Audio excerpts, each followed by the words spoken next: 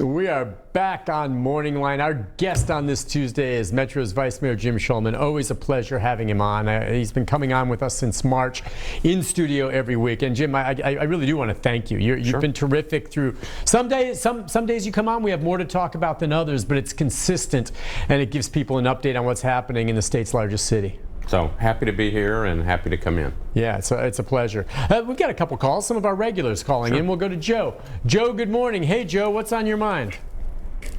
I know they've had a couple of meetings on selecting a new police chief. Right. And I hadn't heard any feedback on it, where they're going to try to promote within or go outside and select a chief. I'd like to know how long is this going to take? I mean, you know, we're dragging on this. I'd like to know what the decision is on this. Okay, well, you know, Joe, and I know Joe followed this. Originally, Chief Anderson was supposed to retire, I think, later in October maybe, and give us time to get someone in place. He retired sooner than that, and so the search is going on. And be clear, too, if you would, about the process. I mean, ultimately, the hire of the next police chief will be the sole choice, with consulting with others, of our mayor. The mayor is going to be this chief's boss, at least as long as he's mayor, and he will make the call on who the next chief will be, correct? That is It's correct. not a vote by the council or anything like that. Yeah. It's the mayor's call. Right. It's the mayor's call. I think the mayor is trying to solicit as much input as possible. I know it feels like we've been having this discussion for a while, and we have, but you know, the chief retired earlier than we thought. Originally, as Nick said, it was going to be in October. So they've got these processes set up to review very, very carefully and to receive information. So I think there was a meeting last night where people could call in and say what they wanted. He's got different people on a committee. I think he's receiving information from different groups. This is one of those things. I think he understands that this is a very important decision. Yeah. It's early on in his term. You know, he's only been there a year. There's a lot of people watching who he picks, and I think Joe was talking about, do you pick from within the police department? Do you go outside? What are the ramifications from all that?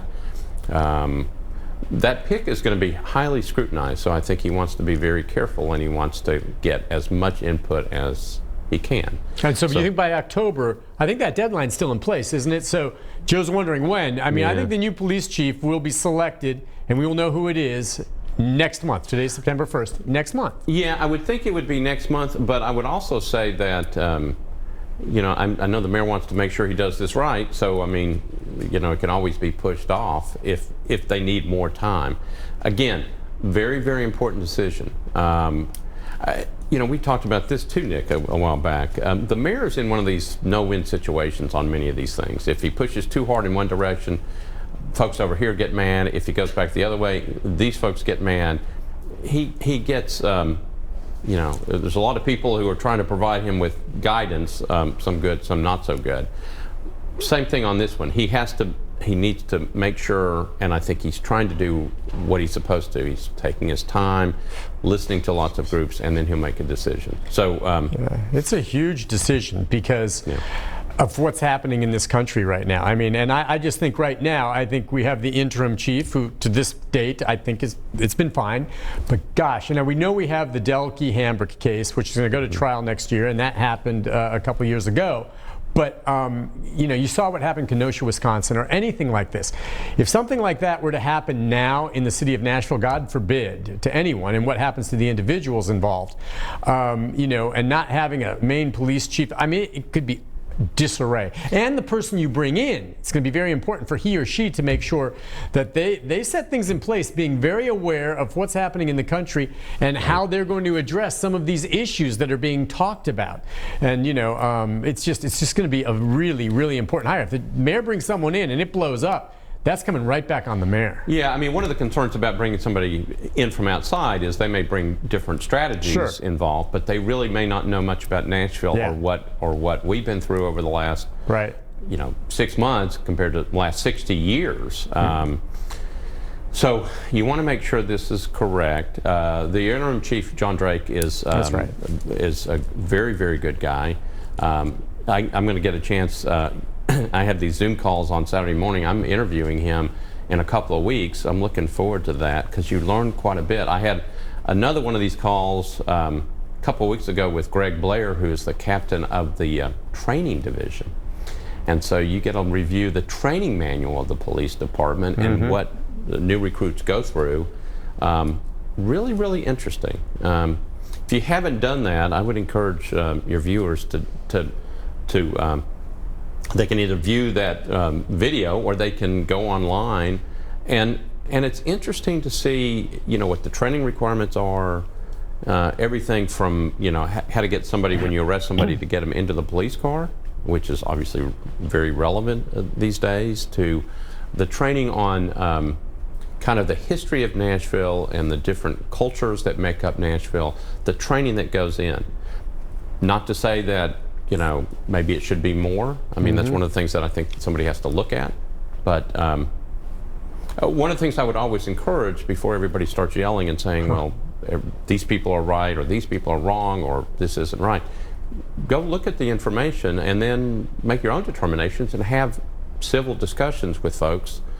And then we see if we can bring about some change. Yeah, I know one person who's paying close attention to this is Ann, and she's on the line. And Ann, I know, Ann, you probably have some strong thoughts. Good morning to you with regard to the next police chief. Well, yes, actually, you caught me off guard.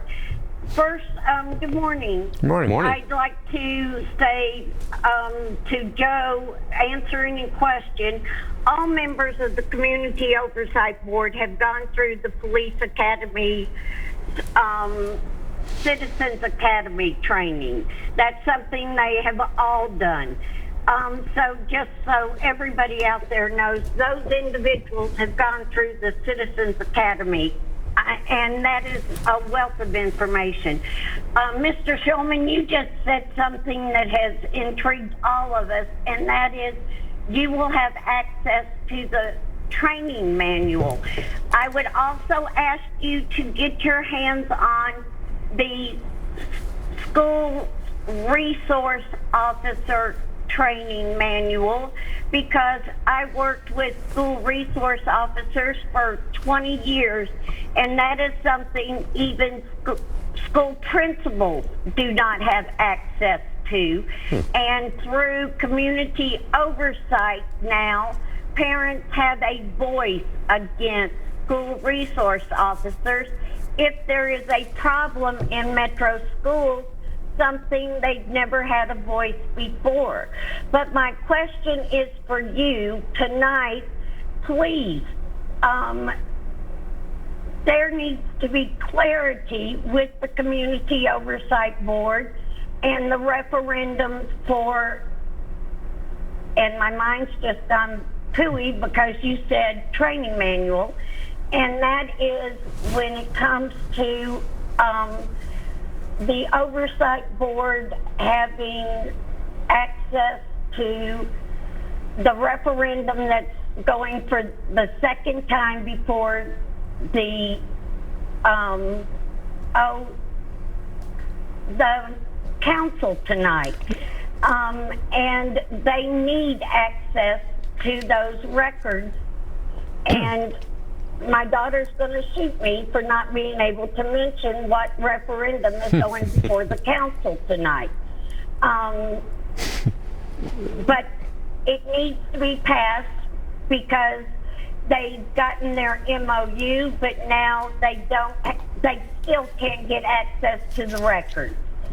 And there are still 2 meetings left for residents of Davidson County to interview for the new police chief. There's no way we can choose a new police chief if we're still doing interviews in 4 weeks. You're right. And So how- yeah, and let me ask you this. I just want your opinion. If you were in charge, what do you want in the new police chief? Oh my gosh, first transparency. Okay. Absolute transparency. Okay. No other police. Anderson would not even sit down. Officer or Sergeant Drake was attempting to go to the first meeting, and there was an officer involved accident, and he did not make it last week. That is the first time that an officer attempted to attend a meeting. Okay, well, listen, in terms of transparency, I just wanted to get to that because I'm not sure, what she's talking about passing. But Steve Anderson, I'm sure, good man, and I dealt with him sometimes, compared to Surpass, and they were very different, the prior chief. But Anderson was, in my opinion, almost secretive. I mean, he was a hermit, okay? He was. You just never saw the dude. That didn't mean he wasn't good at what he did, but I think Ann would say the transparency wasn't there. And I agree with her 100%. Whoever's in charge, in any field, whether it's a journalism or you're a politician, being transparent and open with all the warts and the good stuff is just the way to go. And it just seems so often these days, from politicians on down, police chiefs, it's just, keep it quiet, keep it quiet. And that just does not foster any trust at all. The city referendum passed the Community Oversight Board. It's there. It's functioning. So it's there for a reason. We have to have communication to make all this stuff work. I like Steve Anderson, but we all have different personality traits, and I believe that you have to have, like Ann said, transparency, and you gotta work together. And I know that there's been some movement by the interim chief, by Chief Drake, to actually start bringing that stuff together. That's a good thing. You have to communicate. You have to have transparency if this is all going to work. And so we'll see. I know there's some charter amendments that are up, but they probably won't be heard tonight because they have to go to the Charter Revision Commission.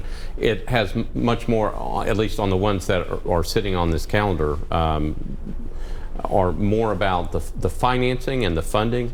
I know that last week they got signatures in to have a referendum on a 2% cap on property taxes.